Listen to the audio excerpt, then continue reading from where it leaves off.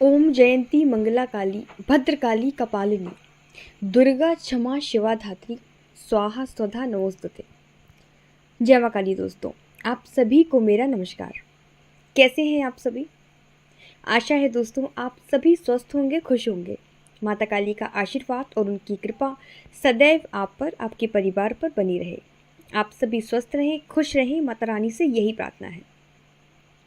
हम सब अलग अलग देवी देवताओं की पूजा करते हैं। कोई भगवान राम को पूजता है तो कोई कृष्ण को, कोई माता काली को पूजता है तो कोई दुर्गा को, तो कोई हनुमान जी को। कोई ईश्वर को मंत्रों के द्वारा मनाता है तो कोई भजनों के द्वारा। लेकिन जिसे कुछ भी नहीं आता वो बस हाथ जोड़ता है और ईश्वर को भावपूर्वक प्रणाम करता है।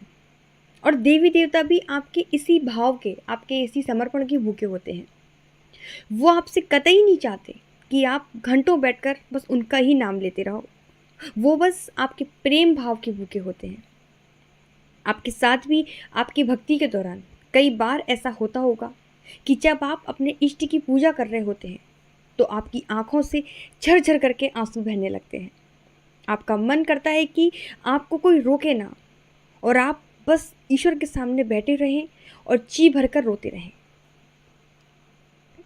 जो व्यक्ति अपना सब कुछ ईश्वर को सौंप देते हैं तो कितनी भी बुरी परिस्थिति, कितना भी परीक्षा का समय क्यों ना आ जाए, वो कभी भी अपने इष्ट से, अपने भगवान से सवाल नहीं करते कि आपने मेरे साथ ऐसा क्यों किया। वो सुख में भी खुश हैं, वो दुख में भी खुश हैं। वो कभी नहीं बोलते कि भगवान और कितनी परीक्षा लोगे। और यही है असली भक्ति। अगर भक्ति के इस चरण पर आप पहुंच गए हो तो समझ लेना कि आपने ईश्वर को पा लिया है। सुदामा से बड़ा कोई भक्त नहीं था और सुदामा से ज़्यादा कोई दुखी भी नहीं था। रामकृष्ण परमहंस जी काली माता के परम भक्त थे और कैंसर से पीड़ित थे। पर इन महान भक्तों ने कभी भी ईश्वर से सवाल नहीं किया और ऐसे ही भक्तों ने ईश्वर को पाया है और आगे पाते रहेंगे। भगवान सब कुछ जानता है। आपके हृदय में चल रही उथल पुथल, आपकी परेशानी, आपके हृदय की पीड़ा, आप मानसिक रूप से कितना परेशान हैं, आप शारीरिक रूप से कितना परेशान हैं, सब कुछ ईश्वर जानता है। आप भले ही किसी से कुछ ना कहें, ईश्वर से कुछ ना करें, कोई शिकायत आप ईश्वर से ना करें, पर भगवान परम अंतर्यामी है, सब कुछ जानते हैं। ऐसे में जब आप उनकी पूजा करते हैं, उनको दिल से याद करते हैं, तो आपकी आंखों से आंसू आने लगते हैं। और ये घटना ठीक उसी प्रकार होती है जैसे जब किसी बच्चे को चोट लगती है। आपने ये देखा भी होगा कि जब किसी बच्चे को चोट लगती है तब तो वो इतना नहीं रोता, लेकिन जैसे ही उसे उसकी माँ दिख जाती है तो वो बच्चा अपनी माँ की गोद में आकर बहुत रोने लगता है। उसे वो दर्द और ज़्यादा होने लगता है क्योंकि वो जानता है कि उसकी माँ उसकी तकलीफ़ को समझेगी और उस पर अपनी ममता लुटाएगी। ठीक इसी तरह देवी देवताओं के साथ होता है। हम अपने इष्ट से एक रिश्ता जोड़ लेते हैं। जैसे जिसकी माँ नहीं है तो वो देवी को माँ मान लेते हैं, उनसे माँ का रिश्ता जोड़ लेते हैं। कोई कृष्ण को अपना भाई बना लेता है, कोई लड्डू गोपाल जी को अपना बच्चा मानकर ही उनकी सेवा करने लगते हैं और जैसे बच्चे की सेवा की जाती है उस प्रकार उनकी सेवा करते हैं। और ये रिश्ते जो होते हैं ये दिल के रिश्ते होते हैं और हृदय के भाव से चलते हैं। आपने सुना भी होगा वो भजन, भगत के वश में है भगवान, जिसमें एक बुढ़िया माँ श्री कृष्ण जी को अपने बच्चे की तरह मानती हैं, बच्चे की तरह पालती हैं। और जब उस बच्चे को चोट लगती है, जब वो हाथ से गिर जाता है तो उसकी धड़कनें चल उठती हैं। ये है सच्ची भक्ति। पूजा के समय जब आप अपने भगवान के सामने रोते हैं, अपने इष्ट के सामने रोते हैं, तो ये वो समय होता है जब आपके हृदय की आवाज़ सीधे आपके इष्ट तक पहुंचती है। और जिस वक्त आप भगवान के सामने रोते हैं उस वक्त आपके इष्ट आपके पूजा स्थान पर, जहां आप पूजा कर रहे होते हैं, वो इष्ट वहां मौजूद होते हैं, जिनके सामने जाकर आपके आंसू अपने आप ही निकल पड़ते हैं। वो वहां उस समय साक्षात रूप में विराजमान होते हैं। क्योंकि जिस समय आप ईश्वर के सामने रोते हैं वहाँ कोई दिखावा नहीं होता, वहाँ किसी प्रकार का कोई भी छल कपट नहीं होता, सिर्फ आपके हृदय की पुकार होती है। जो आप अपने दिल में ईश्वर के प्रति भाव रखते हैं वो सीधे आपके ईश्वर तक पहुँचते हैं, आपके इष्ट तक पहुँचते हैं, जिस कारण से आपकी आंखों से आंसू बहने लगते हैं।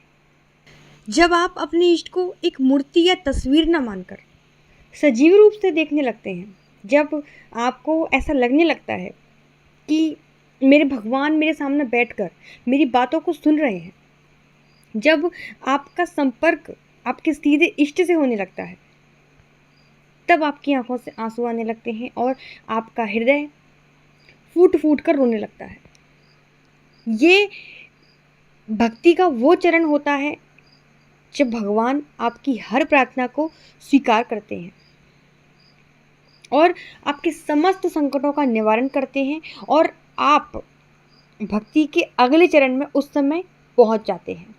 क्योंकि भक्ति के भी अलग अलग चरण होते हैं जिनसे हर भक्त को गुजरना पड़ता है और आखिरी चरण पर आपको ईश्वर की प्राप्ति हो जाती है।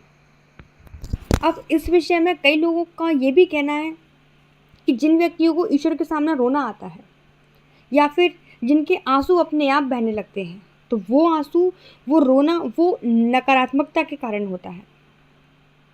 जो आंसू निकलते हैं उसके माध्यम से उस व्यक्ति की जो नकारात्मक ऊर्जा होती है वो बाहर होने लगती है। पर मैं ऐसा बिल्कुल भी नहीं मानती, क्योंकि कोई भी नकारात्मक शक्ति ईश्वर के सामने टिक ही नहीं सकती। तो ईश्वर के सामने बैठकर रोना तो बहुत बड़ी बात है। ईश्वर के सामने बैठकर हर कोई नहीं रो सकता। ईश्वर आपके अंदर की बात जानता है। आप खुद से झूठ बोल सकते हैं लेकिन ईश्वर से झूठ नहीं बोल सकते। ईश्वर के सामने रोने के लिए चाहिए हृदय के भाव। इसलिए मैं इस चीज़ को नहीं मानती। उन लोगों को ऐसा मानना है कि वो रो रहे हैं तो उनके अंदर नकारात्मकता भरी पड़ी है, इसलिए उनको रोना आ रहा है।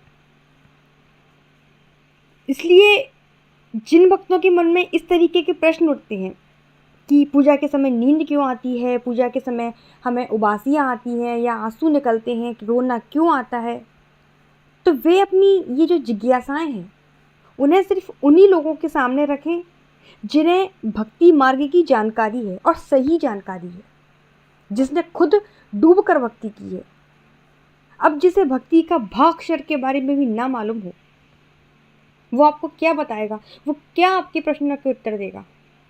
उल्टा वो व्यक्ति आपको भ्रमित कर देगा आपके भक्ति मार्ग से, और फिर आप भक्ति को छोड़कर एक नए प्रश्न का उत्तर ढूंढोगे कि मेरे अंदर कौन सी नकारात्मक ऊर्जा है, इसे कैसे बाहर निकालूं, मुझे कैसे ईश्वर की प्राप्ति होगी।